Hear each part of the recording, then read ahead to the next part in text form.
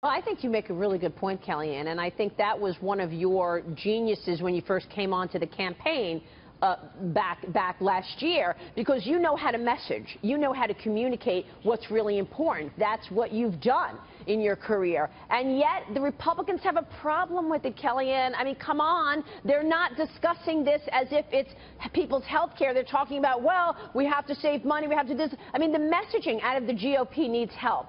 Is that something that you can advise them on? How come they are unable to communicate to the American people what's really important right now, and they allow the Dems to come in with their own talking points about, oh, you're cutting Medicaid, rather, when we know they're just trying to slow the growth? I mean, there's things like that they need help in terms of messaging. Isn't that right?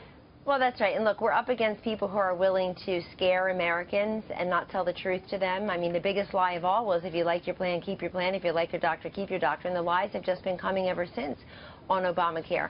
But you're right. I think it's so incredibly important to put people forward who truly are what we call the Obamacare victims. And so many of them, Maria, have visited us here at the White House. I've sat in the roundtables with the president, with Secretary Tom Price at HHS, with Seema Verner over at CMS, with Vice President Pence.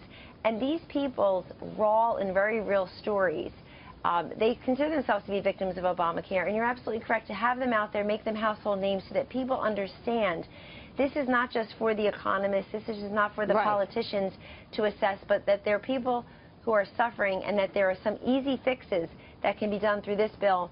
It's also, you know, this president has been much more involved than other presidents in the past on major pieces of legislation. But now he's telling the Senate, do your job, get that bill on my desk. I got my pen in hand. I'm ready to sign it.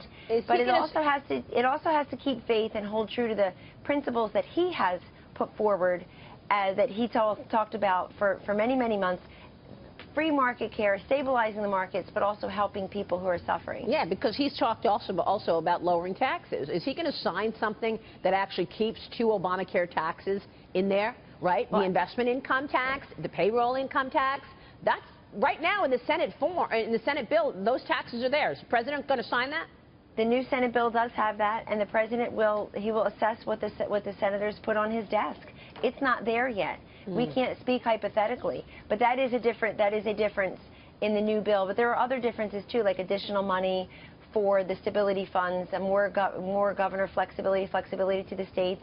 And of course, thank you for pointing out, Maria, that Medicaid spending will increase over the next decade, and that those who are lying otherwise just to scare people are really doing a disservice to those people. It's not like they're going to win any Senate seats next year because of it. I mean, you know, this quote, resistance and obstruction, is hurting Americans. Now, it was a cute little bumper sticker and a slogan for a while, precious, but now it's hurting Americans, and we're going to point that out. Thanks for mentioning tax reform. I can tell you, we've been working on that here for a long time, and it's at a fever pitch as well. This is a White House that can work on many different major initiatives and reform packages at the same time, and we've got really the full force and effect of our cabinet members, of the president, the vice president, other economic minds, our legislative affairs through Mark Short and others, really pushing this forward in a way that's going to talk about the value of fairness, simplicity, be a true middle-class tax cut package and tax relief, and reform the code.